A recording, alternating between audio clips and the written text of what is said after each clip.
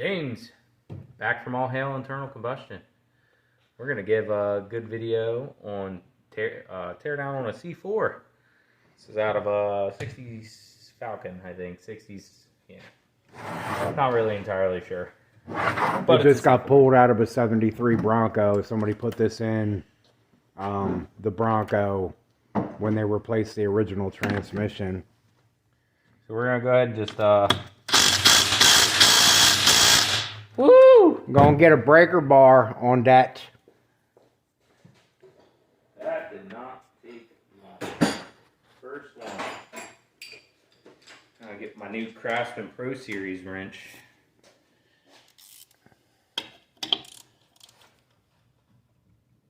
Wow. Gonna break the table, that's what we're going.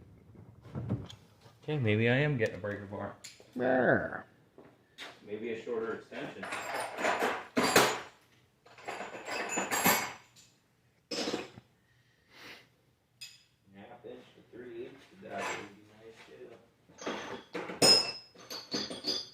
Yeah, so from the research I've done on these transmissions, this bell housing unbolts from the transmission body, which would make it a later C4, because the original one, supposedly the bell housing actually held the pump into the transmission, so we're thinking this is a later, and there's probably some numbers in here someplace that'll tell us exactly what year it came out of, and possibly even what vehicle they came out of. So we'll have to look them up a little bit later and figure that out. Not that it's critically important, because this transmission is not going to go back in this Bronco. I went and got a 5/8 half-inch drive socket. So let's try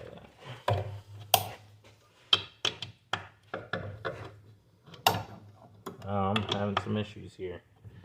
I have to set the transmission on the floor. Jeez.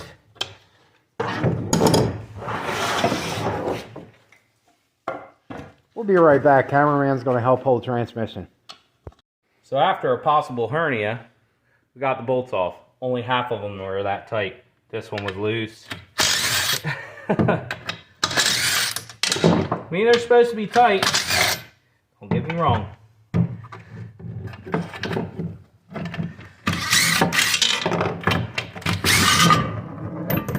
And there we go.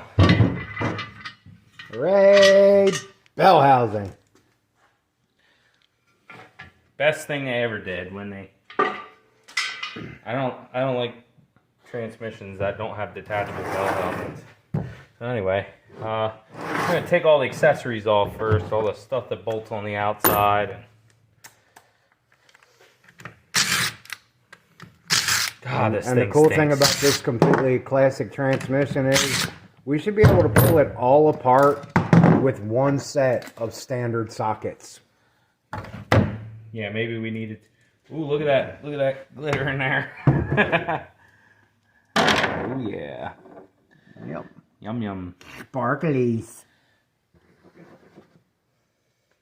Okay. Oh. Looks like a small socket there.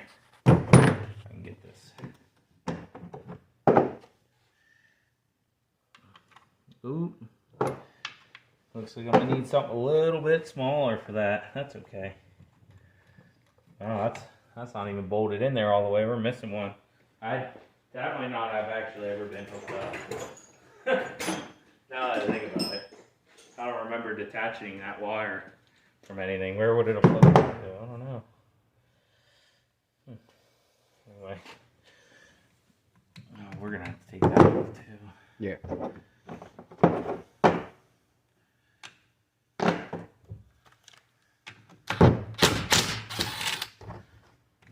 Wonderful thing about impacts.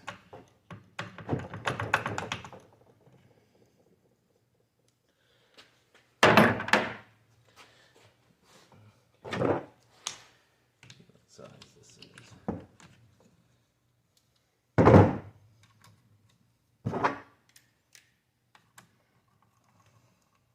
Two standard sets of sockets. Okay. Maybe if you had a complete kit all in one, it would be one. So this is a 5/16. Still pretty common. Ain't working on cars without a 5/16. Okay. All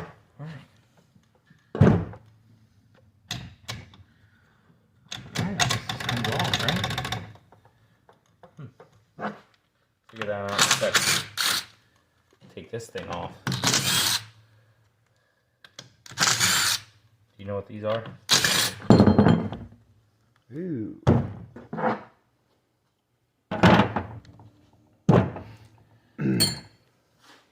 There's names for all this stuff, and I'm not exactly sure what the names are, because if I remember the names for everything, then I'd know the names for everything, and I don't.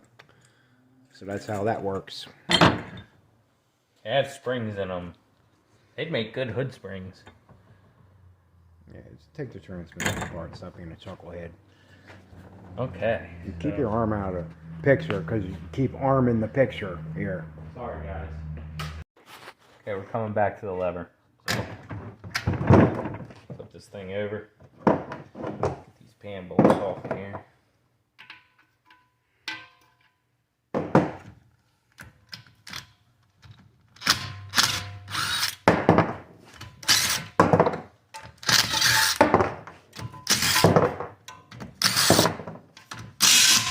Whoops.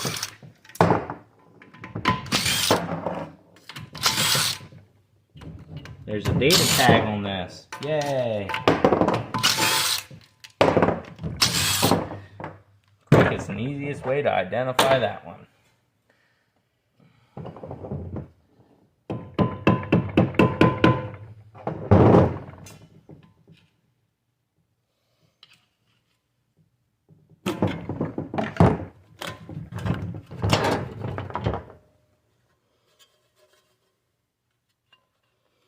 I guess it's not horrible.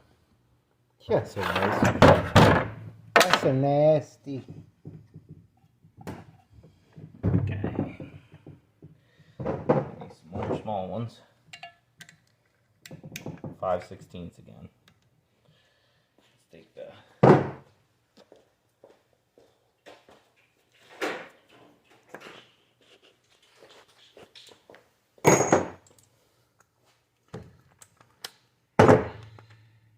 Yeah, I was about to go in the house. I was like, you know what? I want to get covered in transmission fluid. Wonder how I can do that.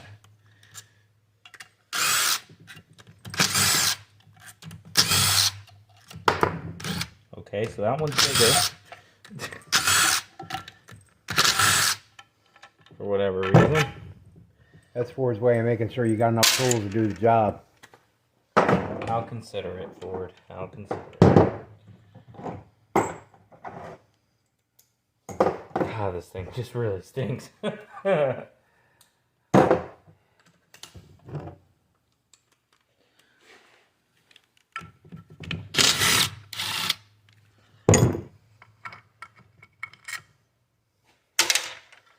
Now, there's the filter. Actually, it looks really clean. It's because it's a screen. Really clean. Here's a springy. Okay, now we're going to take the valve body off. I'm going to take the bigger bolts off.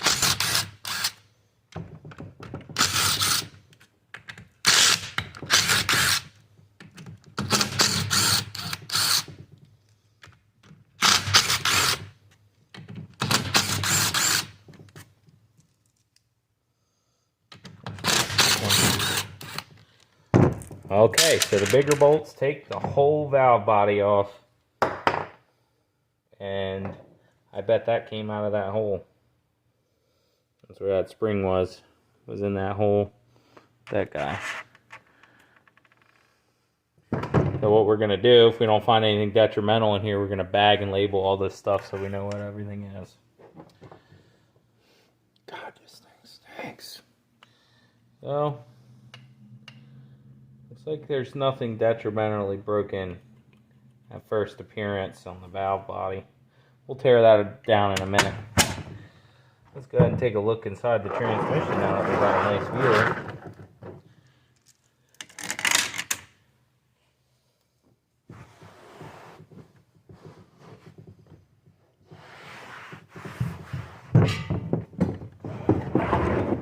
Oof. Oh. That's just floating around in there. One of the bands broke. That's exactly what happened. Yep. Back to our C4 disassembly. Well, we're going to take the governor off the back and the vacuum modulator. Just remember to keep all the pieces together.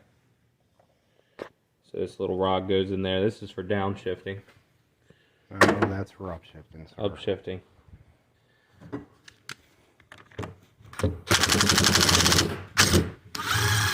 Now we're going to take the governor off.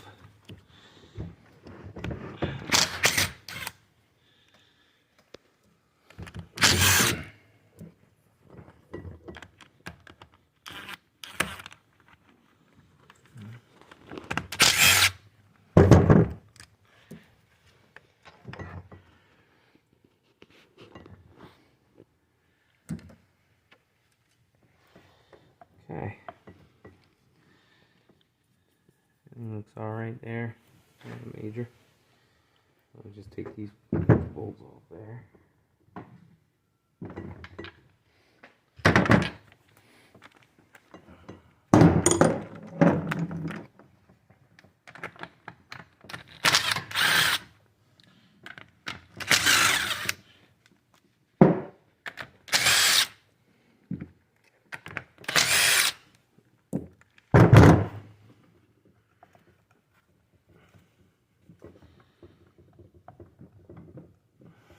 Alright.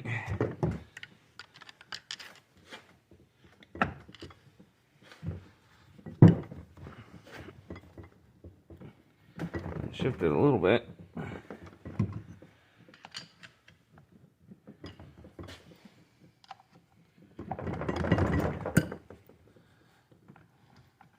That's not supposed to come off yet.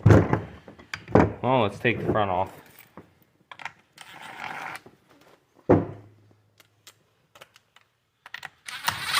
You want me to spin it?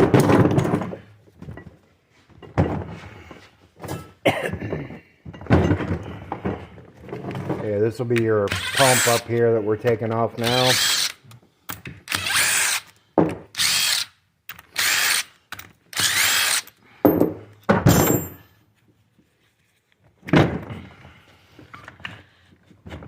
Alright, out comes the pump and the intermediate assembly. We got to pull this push shaft out. There we go.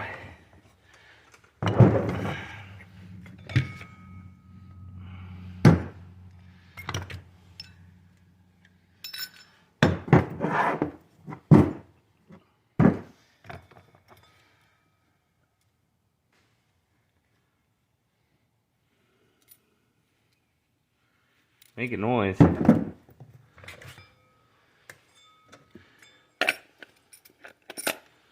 Leave that guy there.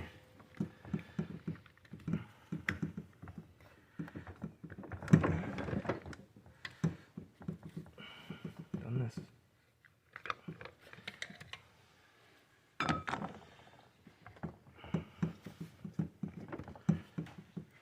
There's a pin, a snap ring down in there. Just put those away. We'll grab the snap ring pliers. We'll be right back. Got that C-clip off. Shaft comes out. Trying to get this, there we go. Those hoses just go up through two holes, passages. Yeah, they go into the valve body.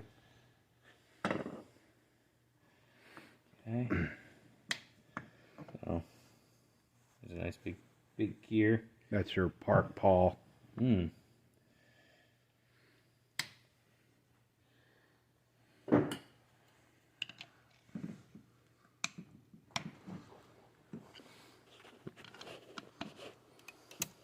And if any of you ever heard any crazy people back in the day that like to throw their car in park while it was still moving here, that clack, clack, clack, clack, clack, that's what part makes that noise.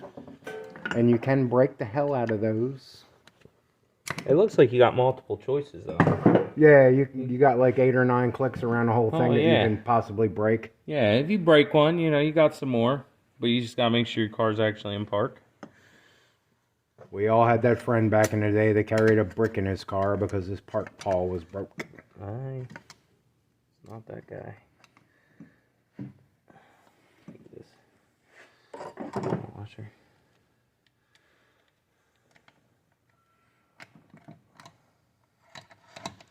Now it'll go up to your shift assembly. That plate on there. Is this gotta come out? Yeah, we need to take the whole thing apart because it's Needs to be cleaned. filthy. Filthy animal.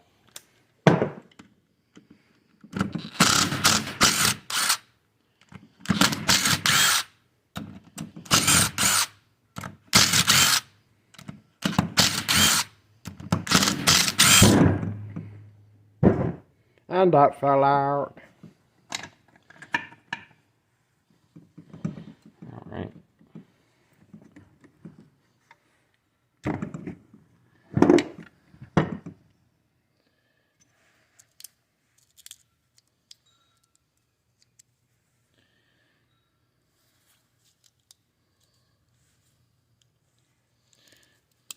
I'm gonna end up breaking that. Yeah, just don't mess with that.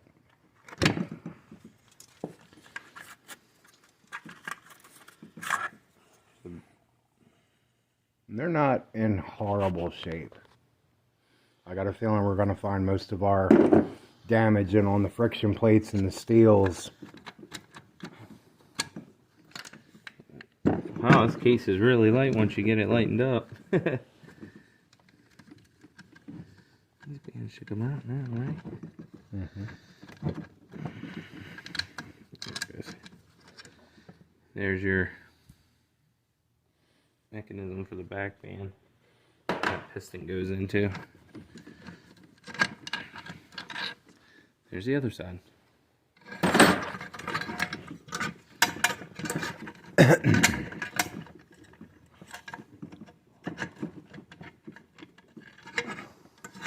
Oh, that's just going out to the bottom, I guess. They don't look too bad either. That's not in horrible shape, no.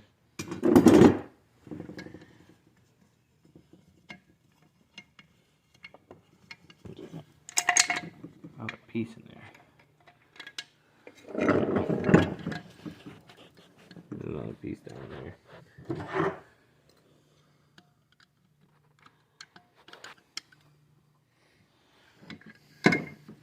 Alright, let's get this disconnected. Take that big guy off of there. You worried about taking this off right now? We can leave it in there so we don't lose it. I'll tell you what then, let me put this back together. Put that back together.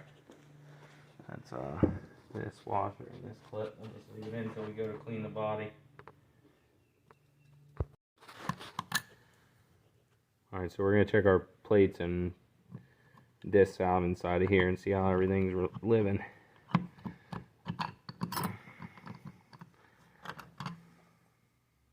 There's the top one. Looks like all the teeth are there. We're going to set these out in the order they come off. Flip them over. There's a lot of grit on these. Teeth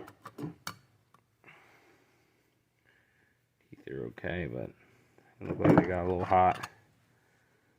That one's it's supposed to be like that? No. Yeah, that's bad.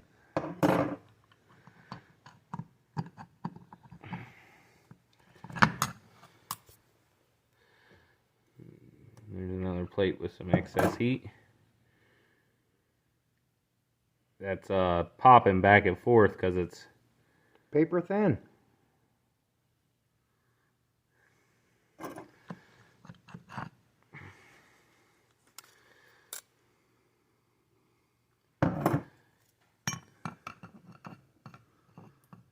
Same with that one. By the way, this is probably more like what these discs are supposed to look like. They're supposed to have friction pad material on them. And so we got 3 of them in there that basically have no friction material left on them at all. and there's the bottom one. Which looks like it's in good shape, no broken teeth.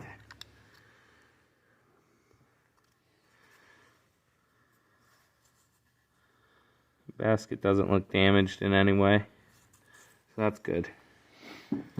So you said that was reverse. That's the reverse assembly, and that's usually, from what I understand, that's the one that takes the most damage when people are doing burnouts or they get stuck in the mud in the off-road vehicle.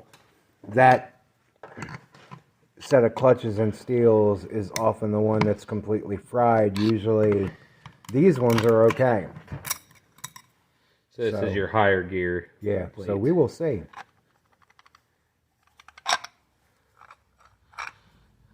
Okay. That's our reverse. Here's our regular. There's your top gear, nice and thick. Put a ring under it. I like to keep the ring, then you know where it came from. But that's what those friction discs are supposed to look like. Looks like we can go ahead and reuse these. Yeah, okay.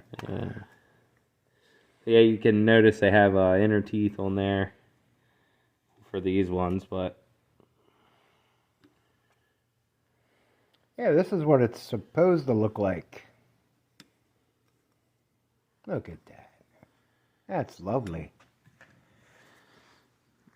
and there, it looks healthy too. So we know it absolutely failed. The reason he had to probably drive it home in reverse is because the first set were so burned out that they wouldn't get the transmission to a point where it wanted to shift into a higher gear, so it was basically just burning itself up while he was reversing it all the way home. So we got this thing torn apart. We're gonna look into getting some replacement parts for it, and we will probably try and rebuild this. I've honestly never rebuilt an automatic transmission in my life, because back in the day, you broke a turbo 350, you went to the junkyard and you grabbed another one for $75 and you went about your day after you put it in. And if you broke a 400, turbo 400, oh wait, nobody breaks turbo 400s. It's like the Ford C6, they just don't die unless you extremely abuse them. But now transmissions for older cars are getting a little harder to find, so I think we're going to go ahead and probably rebuild this one just to have the experience. And that won't be for a while, but when we do, we'll bring you all along for the ride. alright, so I'm just kind of cleaning stuff up, getting it to where it needs to go. Things are going to get zip tied together, cleaned up, and organized and put into a bin and put away. Do we need to pull the pump apart? Not right now, no. Okay. Obviously, you want to pull the pump apart before you rebuild it. Make sure everything's clean. Everything needs to be cleaned out of this. You don't want any of that lingering death when you put a transmission back together. So, yeah, and if you do a rebuild, get a rebuilt transmission in your car, you need to flush your radiator, you need to flush your lines, and you need to make sure you're not using the old Haggard torque converter that was originally in the transmission, because if you do that, you just killed your transmission that you had rebuilt. a lot of the material that comes off the discs and everything end up inside of the torque converter, but then they get pumped through the whole transmission. It's a good way. It's a rule of thumb that you should just never reuse a torque converter. It's kind of a matched pair to a transmission. But yeah, and the old torque converters, if you got one of them outdoor tables with an umbrella, they make really great bases for those umbrellas. Yep. So anyway, thanks for sticking around and checking out our C4 video. First experience for us, but make sure you like and subscribe, and we'll see you next time.